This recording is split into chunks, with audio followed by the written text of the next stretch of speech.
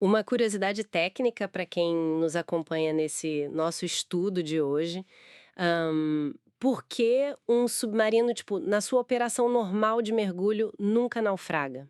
Olha, essa é uma excelente provocação inicial. E a explicação, bom, se a gente pensar no rigor da ciência náutica, ela é fascinante, Né? porque o submarino tem a capacidade inerente de emergir por meios próprios. Quer dizer, o mergulho dele não é um acidente, é a condição normal operacional. Exatamente. Só que o cenário muda completamente se esse mesmo submarino sofrer um apagão, um blackout elétrico no fundo do mar, sabe? Certo, ou uma avaria mecânica bem severa. Isso. Algo que simplesmente impeça a embarcação de voltar à superfície usando os próprios recursos. A partir desse momento exato, O momento em que ele perde a autonomia de imersão. perfeito. Nesse instante, a situação jurídica e náutica se transforma drasticamente. Legalmente falando, ele passa a ser classificado em estado de naufrágio. É uma virada conceitual muito sombria. Tipo, é impossível não lembrar daquele caso trágico do submarino russo, o K-141 Kursk, lá no Mar de Barents, no ano 2000. O que era uma operação de rotina transmutou-se num acidente da navegação fatal por conta dessa impossibilidade de imersão. Este episódio compõe uma série do Pod Prático, o podcast do curso prático voltado para a matéria de direito processual marítimo, para preparação ao processo seletivo à categoria de praticante de prático que ocorrerá em 2027. É uma iniciativa de conteúdo gratuito gerado por inteligência artificial e está sujeita a falhas, portanto, não isenta ou dispensa a leitura do livro Direito Processual Marítimo, de Matusalém Gonçalves Pimenta. E para quem quiser se preparar de forma consolidada, recomendamos a contratação dos módulos práticos 3, que além de oferecer uma apostila sintetizada e cuidadosamente elaborada por nossa equipe, apresenta aulas desse extenso livro para quem não quer errar questões dessa matéria no PSCPP.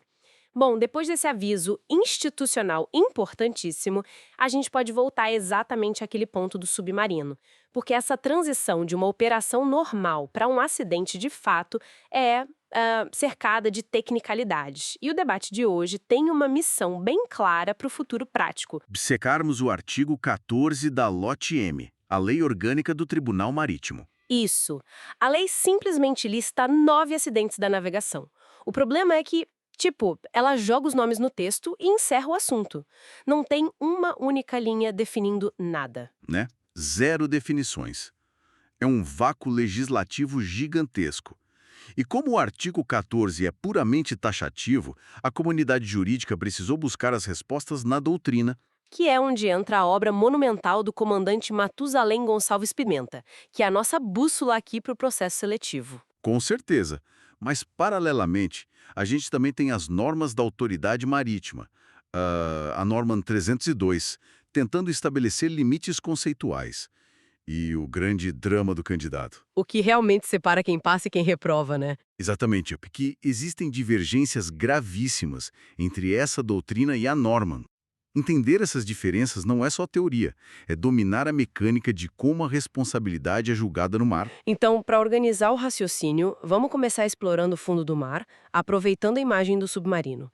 A gente vai focar primeiro na perda de flutuabilidade e no contato com o leito marinho, ou seja, naufrágio, encalhe e varação. Sendo bem estrito, o que caracteriza o naufrágio verdadeiro? Bom, o naufrágio, que no jargão internacional o pessoal chama de sinking, é basicamente o sossobramento. É o afundamento que pode ser total ou parcial. Causado por embarque de água externa, certo? Isso. Mas a assinatura da doutrina do Matusalém, o detalhe crucial é o que ele chama de impossibilidade de reflutuar por meios ou recursos próprios. Quer dizer que se o navio começa a afundar, mas a tripulação lá aciona as bombas de esgoto, joga a água para fora e consegue voltar a flutuar. Não temos a consolidação técnica de um naufrágio. O naufrágio processual exige essa derrota mecânica total para o mar. Entendi. Olha, deixa eu testar essa definição com um cenário que vive caindo em prova e confunde muito a cabeça do candidato. Pensa num navio que perde os motores numa tempestade. Sem controle nenhum. Sem controle. Aí ele é empurrado para a costa, bate com muita violência numa pedra e vai parar encalhado na areia da praia. Nas semanas seguintes, a força da arrebentação destroça esse casco por completo. O navio deixa de existir. Qualquer pessoa leiga olhando para aquilo chamaria de naufrágio, né? A doutrina concorda com o leigo? Discorda frontalmente. Esse é um erro clássico. O cenário descrito não é um naufrágio na classificação técnica. Ué, mas ele foi destruído. Foi. Mas olha o detalhe. A doutrina cita um precedente famoso lá no Rio de Janeiro, o caso do navio Cambuinhas. Ele foi arremessado contra a costa e o mar triturou o casco na areia ao longo do tempo. Processualmente, isso foi um encalhe seguido de perda total. É um encalhe destroçado. Ah, porque faltou o afundamento pelo embarque de água, né? Faltou a submersão no leito. Perfeito. Para contrastar com o Cambuinhas, a gente lembra do Titanic em 1912. Naufrágio total, rasgou, encheu de água, desceu. Ou o Costa Concórdia, em 2012. Que foi um naufrágio parcial, certo? Metade do navio ficou fora d'água. Isso. Ele repousou num leito raso, mas estava morto operacionalmente, incapaz de reflutuar sozinho. Então, a diferença base para o encalhe é que o encalhe não exige afundar. A definição do encalhe seria só o contato involuntário das obras-vivas, que é o fundo do navio, com o leito navegável, causando a perda de locomoção. Perfeitamente. Mas aí me veio uma dúvida prática da operação moderna. Por que os navios hoje são gigantes e entram nos portos com o calado no limite do limite?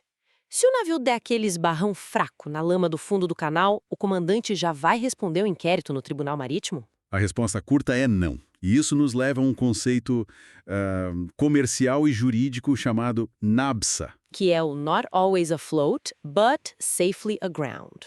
Exatamente. Nem sempre flutuando, mas encalhado com segurança. A pressão do comércio exige que os calados fiquem colados na profundidade do canal. Então, a jurisprudência entende que toques momentâneos no fundo macio, durante manobras, tipo com rebocador ou contando com a maré, São rotina operacional. são parte da rotina. O direito classifica isso como um indiferente infracional. Não tem processo. Para o encalhe virar caso de tribunal, ele precisa ser involuntário, travar o navio de verdade e gerar avaria estrutural séria ou poluição. Tipo o Exxon Valdez, aquele petroleiro que rasgou o fundo no Alasca lá em 89. Esse seria o arquétipo do encalhe catastrófico. Com milhões de galões de óleo cru no mar, sem dúvida. Encalhe verdadeiro. Mas, e se o encalhe for totalmente proposital? Fazendo uma analogia aqui. É tipo o motorista de um caminhão pesado descendo a serra e ele percebe que perdeu o freio. Vai cair no precipício. Isso. Para não morrer, ele joga o caminhão deliberadamente contra o barranco do acostamento. Ele destrói o veículo, mas salva a própria vida. Quando um comandante faz isso com um navio de 70 mil toneladas, a lei muda o nome. Muda o nome e muda radicalmente o julgamento ético do ato. Isso é a varação. A varação é o encalhe intencional. Ele faz isso para evitar um perigo maior iminente, né? É, tipo exato. um naufrágio certo em águas profundas. É uma decisão volitiva. O fascinante da varação justificada é que ela funciona como uma excludente. Ela afasta a culpa e frequentemente revela a extrema perícia náutica daquele comandante. A doutrina tem aquele caso incrível do Mineral Star para ilustrar isso, né? O caso da Enseada das Palmas, lá na Ilha Grande. O navio sofreu rombos estruturais massivos na proa. O comandante calculou e viu que o naufrágio era inevitável. E a carga era super perigosa e ia criar uma tragédia ambiental ali numa área turística. Pois é, sabendo disso, ele assumiu o risco, manobrou o navio ferido ativamente para a praia e forçou o encalhe deliberado. Ele varou o navio na areia. Varou. Estragou o fundo inteiro, mas não afundou, segurou a carga e salvou todo mundo. A gente pode conectar essa ideia até com a manobra final do Costa Concórdia. Porque por mais que tenha tido imprudência no choque inicial, quando o navio ficou às escuras e inclinando, o comandante ligou o propulsor de emergência, o bow thruster, e empurrou o casco contra a costa da Ilha de Gílio. Se não houvesse essa varação final de emergência para o navio apoiar nas pedras, ele teria rolado em águas muito mais profundas. As mortes teriam sido incalculáveis. Muito boa essa visão processual.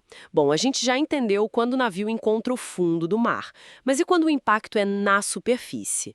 Isso nos força a separar dois termos que o leigo trata como sinônimo, mas que para o direito marítimo são águas separadas: a colisão e a abauroação. A regra de ouro aqui para o candidato não se enrolar é olhar exclusivamente para o objeto atingido.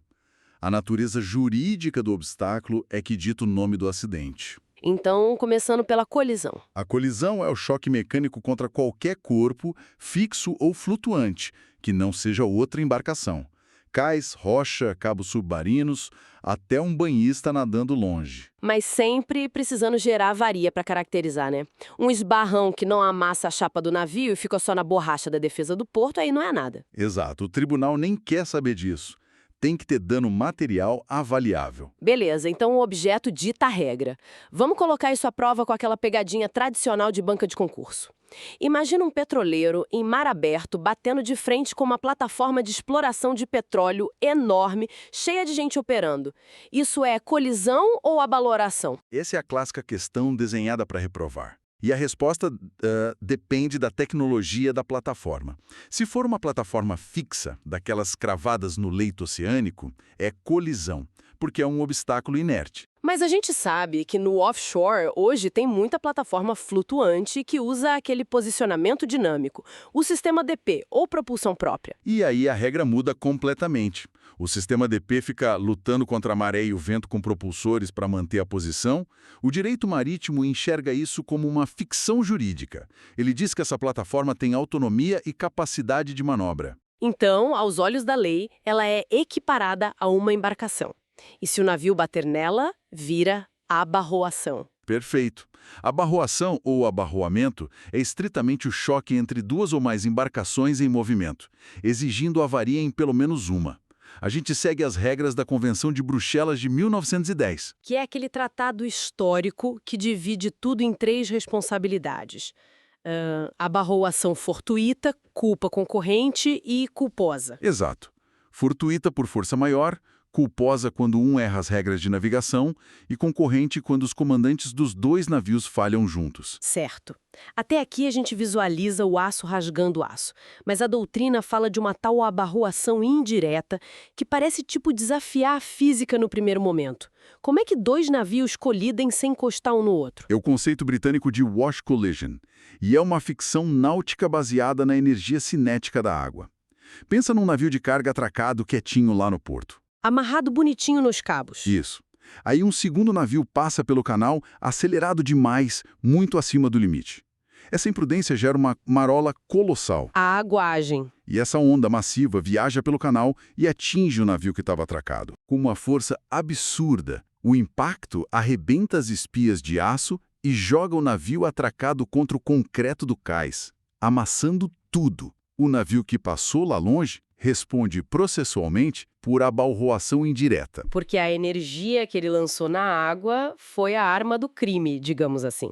Mesmo a quilômetros de distância. Uma visão muito sofisticada da lei.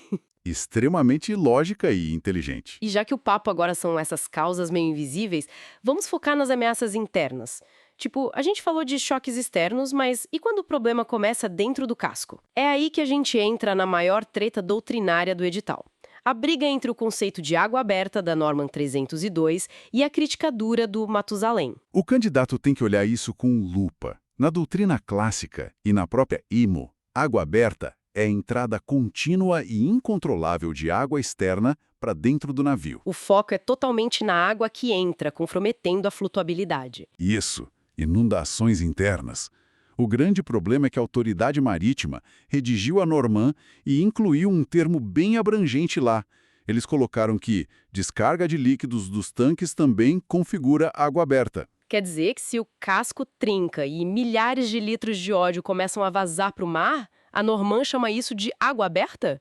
Não faz sentido nenhum misturar afundamento com poluição. E é por isso que o Matusalém critica duramente. São naturezas diferentes. A água entrando ameaça a expedição toda. A carga funda, as vidas correm risco. O Tribunal Marítimo atua forte aí. Mas quando o óleo vaza para o mar, o navio, na maioria das vezes, continua flutuando normalmente. Quem está morrendo ali é o meio ambiente marinho. Exatamente. Poluição é infração ambiental. Quem deve julgar isso, primariamente, é o IBAMA. São as capitanias dos portos, e não o Tribunal Marítimo. A Norman tentou abraçar uma jurisdição ambiental, ou flooding, que é alagamento de fato. Vazamento de óleo para fora é leaking, água que entra é acidente para o termo.